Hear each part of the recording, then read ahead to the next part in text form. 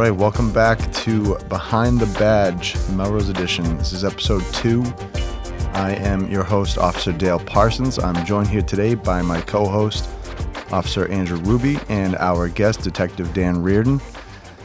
And today's topic that we're going to be discussing is mental health. So I just want to give a quick disclaimer to the listeners.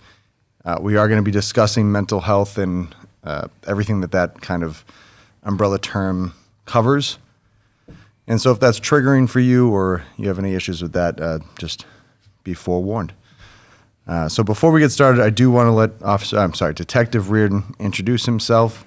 So Dan, if you wouldn't mind just telling the listeners how long you've been with the department, what your roles are, and more specifically, what you do in the Detectives Bureau. All right. Thanks for having me, guys. I appreciate it. Dan Reardon, as Dale said, I've been at the Melrose Police Department for about 6.5 years. Been with the detectives for about almost a year now. So I'm a general detective, investigate, anything from sexual assaults, any felonies, misdemeanors, anything that patrol level kicks to us. We're on call, all times.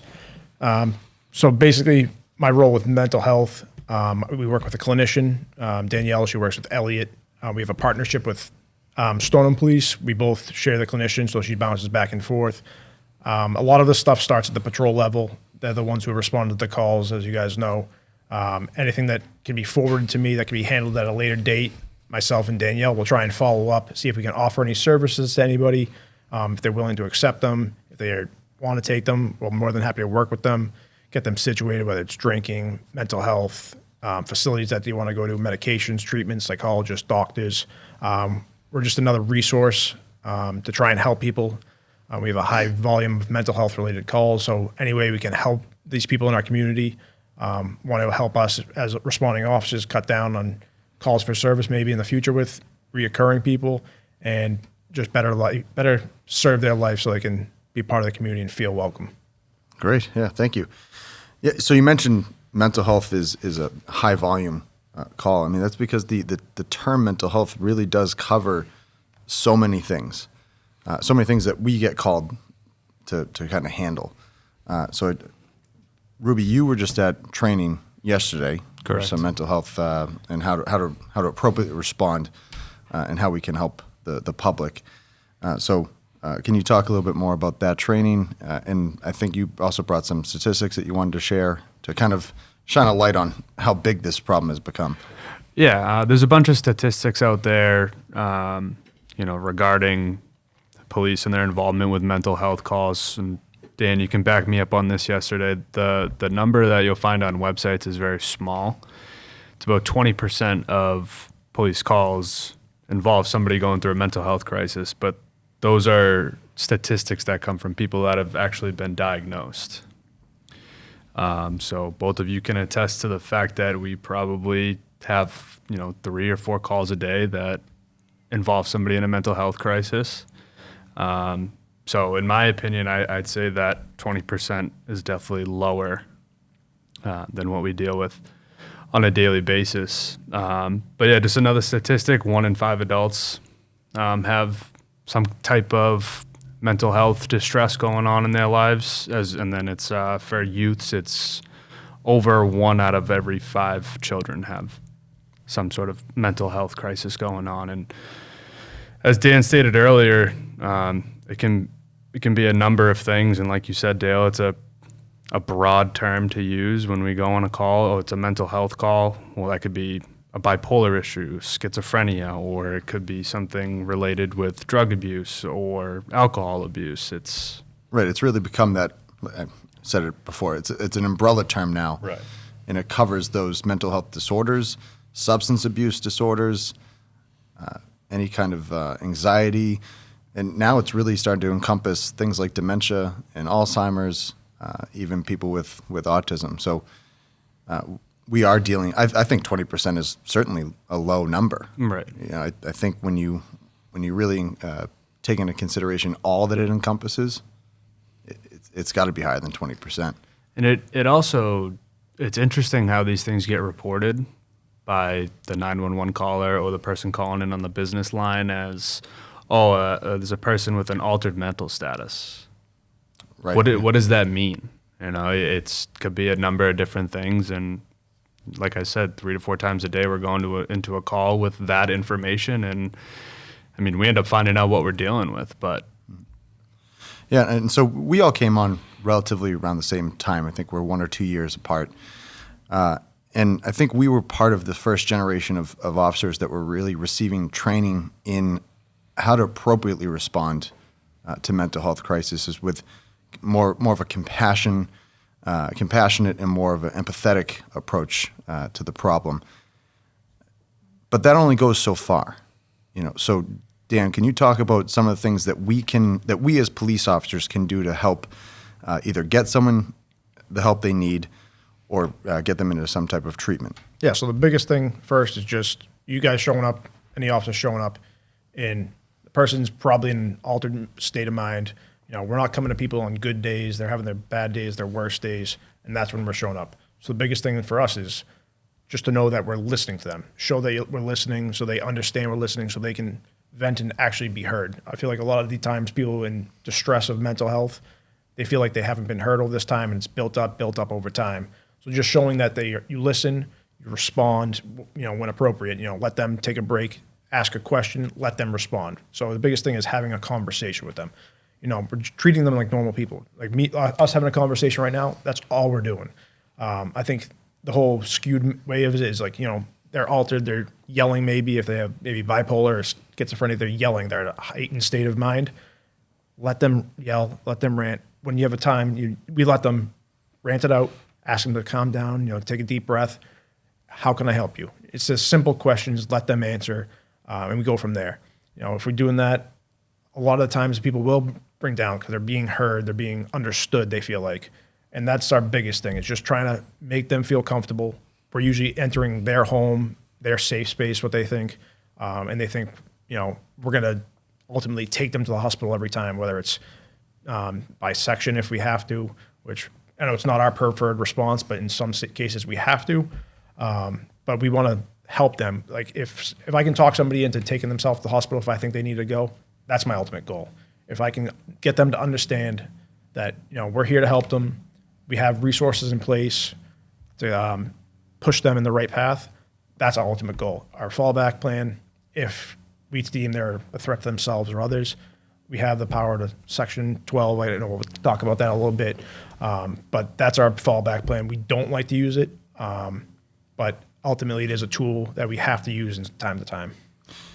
Yeah, you brought up Section 12 is, again, that's kind of our last line of defense, right? We don't want to section someone, but there are circumstances that people need to be sectioned, and so that's something that I felt bad when I was a younger police officer, and I'd get called to these mental health calls, and I think I'm not a psychologist or a psychiatrist. I don't really know how to help these people, but someone, I forget who it was, but someone told me, you're not an expert in mental health, but you are an expert in safety. And so we can determine when someone is not safe in their environment. Are they safe in their mental capacity? Are they safe in their environment?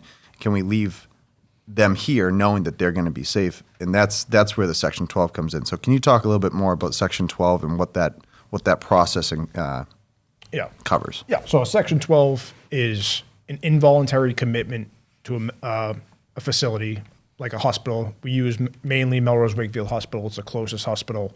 And that's how transporting agencies such as ambulances or Melrose Fire that we use mainly, they take them to the closest facility, which Melrose has. They go to the ER, they get checked in.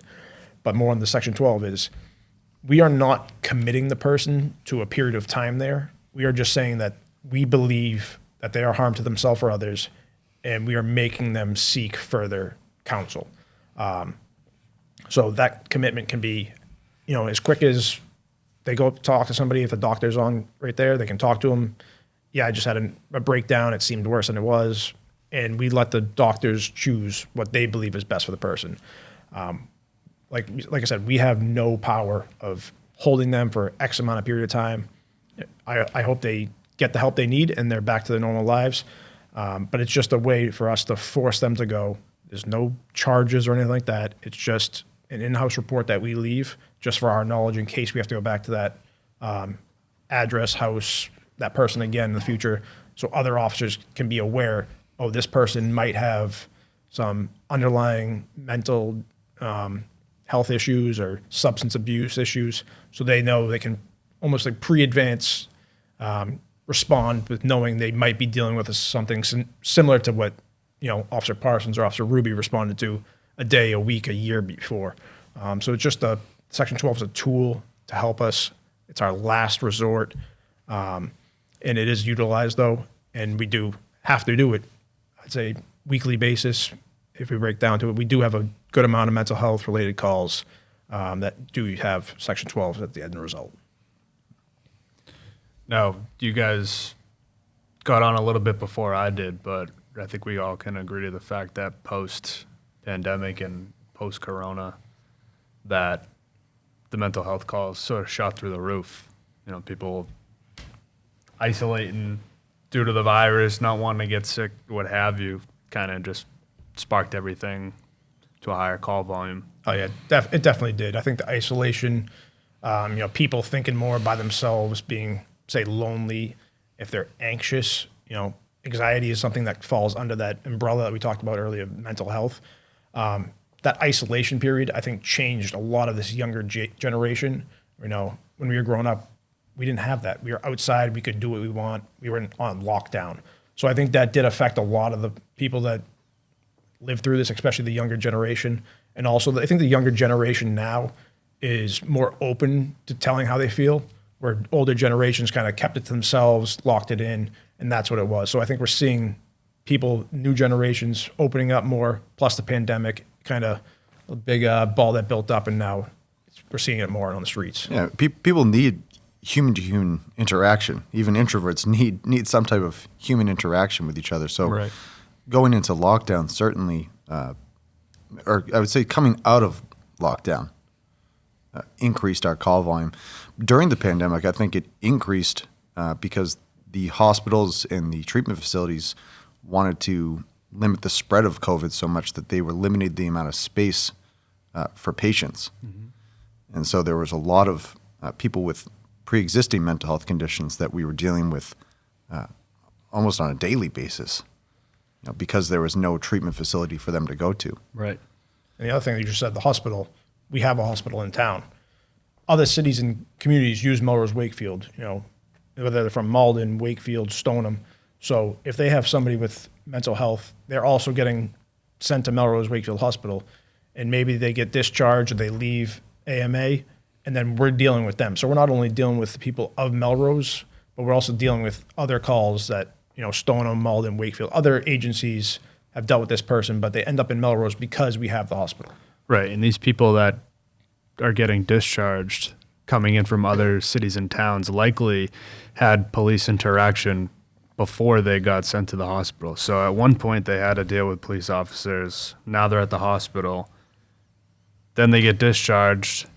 Then we get called to deal with them again. So it sort of just ramps them back up and puts them into that state that they were prior to being sent to the hospital. Right, so, yeah. Yep. Well, I really want this episode to kind of inform the public of what we have to offer. So before we go any further, I do want to touch on substance abuse and discuss Section 35, the Section 35 process. So Dan, if I can throw it back to you to kind of describe what that is. Yeah, so the Section 35 is, another branch off like a Section 12, but it's to the court. So Section 35 is an involuntary commitment. The way it gets sent to us, it's a warrant of apprehension. Like I said with a Section 12, it's no criminal record, no charge or anything like that. It's just a way, usually it's a family member, close friend, somebody who's worried about friend or family member. They go down to the court, they talk to a magistrate or a judge and the court clinician, and they petition why. Is this person using or abusing drugs or alcohol? Do they need help that they won't help get on their own? And that's a way, it is tough to get a lot of times, but it is a very useful tool. I know we've had a few people that it's actually helped out in the past, whether family members petitioned or we've had a petition for them, but it has helped them. They have sobered up. We've had a few stories about that. But it is a useful tool. It is tough to get a Section 35. It's best if you have 1 or 2 or 3 family members, close friends, go down together, talk it out, and the more input the clinician and the judge can see, the more likely they will push it forward and push out that Section 35 to try and get them committed. And like you said, it does come to us as a warrant of apprehension. And so there is this kind of law enforcement element to it. And so I know that's tough for some families, but what I was just in crisis intervention training last week, and one of the presenters said that sometimes people who are experiencing these substance abuse problems, sometimes they need that firm hand from law enforcement, putting the cuffs on, sitting in the back of the cruiser, being driven to court, sitting in front of a judge telling you that you have this addiction and you need help. Sometimes people need that. And so I know, it's always tough for us when we go and serve these Section 35s and explain to them, I got to put cuffs on you, we got to pat you down, we got to put you in the cruiser, bring you to court. But again, sometimes people need that to get help and get healthy. Yeah, and that's not always the case too. Some instances, once that order is given, the family member, friend can convince the person to go. It's like they can say, you need to come with me to the court or you can go with the police. And a lot of people do prefer, okay, you know what, it's going to happen. I will go with you. Let's go see what we can do. They thinking like, let's just get this over with.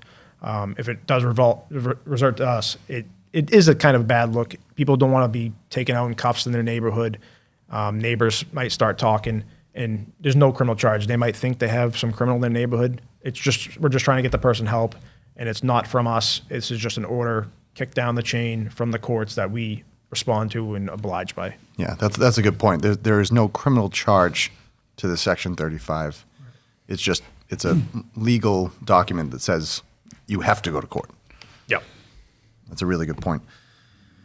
So before we wrap up, I do want to share one personal story. I just want the public to know that we're not immune to having mental health issues. And even in Melrose, we see bad things. We see horrific things sometimes. So I do just want to talk about one call that really did affect me, and I didn't even know that it did until the next day. But there was one call when I was early in my career. I had to tell this woman that her adult son had been killed in a car accident, and that's just something that we as police officers have to do on occasion. And after I did that, I went about my shift, and I didn't think much of it. It wasn't anything that I was perseverating on. I didn't really think that the call affected me. But then the following day, my wife was taking our newborn, my first daughter, to a school event, and she said she was going to be home at 6. And at 6 o'clock, I texted her saying, hey, you on your way? 6:05, still hadn't heard back. I said, question mark. By 6:10, I still hadn't heard from her. Everything okay? By 6:15, I was calling my wife, and I called her 5 times between 6:15 and 6:30. And at 6:30, she finally called me back and said, is everything okay? I said, yeah, is everything okay with you? And she said, yeah, I was at the school, basketball game, student staff basketball game. It ran late. We're on our way home. I said, well, I thought you got in a car accident or something. She was like, I think you're traumatized from what happened last night. And just her saying that, I was like, oh, I think you're right. Because that was so far, to text so many times and to call so many times in that half-hour period was so far outside of my baseline that I was like, oh, you're right. This is affecting me. And so she encouraged me to reach out to her mom, who's a doctor, and she's dealt with end-of-life things with patients and with families. And so we talked about it. And so that's all this is to say, if you're suffering or if you know someone who's suffering, reach out. And if you are that person, listen to your support group and find some help. And so I really want to encourage our listeners. Melrose Police we can be that support group. We can, listen, we can be compassionate, we can be empathetic. That's what we're trained to do now. So I really do want to encourage anyone who's struggling, or if you know someone who's struggling, don't look at Melrose Police as this law enforcement agency anymore. We're really shifting into this community caretaker model, and that's really what we're shooting for here. Absolutely. and anybody who has mental health, thinks they have mental health, family member, don't be ashamed. It's a very common thing. Almost everybody in their life is going to go through something at some point. 1 in 5. 1 in 5. Yep. And like we said, it's not just, substance abuse or bipolar or schizophrenia. It's a big umbrella. Anxiety is a big one. Almost everybody's anxious at some point. And you may not think that's mental health related or mental health. It's not an illness, but it's just you're anxious. It's just involving your mental health. So if you need help, don't be ashamed. If you think somebody, your friends or family member needs help, give us a call. We don't have to respond. We can talk to you about it over the phone if you need be. If it escalates to something else where you think you need a police response and maybe the person does need to get checked out, we will come down. We will evaluate with other first responders, fire, ambulance, and we'll go from there. But don't be ashamed if you think you have it, a family member has it. It's a very common thing, and it's part of society now. Yeah, absolutely. Anything else? No, I think we covered it all pretty well. All right. Well, Dan, thank you again for coming in. Thanks, Dan. Thanks for having me, guys. And hopefully, the next episode, we'll talk to either the K-9 officers or to Sergeant McIntosh about what he does with the Junior Police Academy and RAD Self-Defense for Kids. Little lighter topics next time. Yeah, I think we're going to get Lieutenant Dave Mackey on as well. I'd like to give a quick shout out to him. He's a big supporter of the show. Really showed interest after episode 1 came out, so hopefully we can get him on here. That'd be great. All right. Thanks, All right. guys. Thanks Appreciate again. it.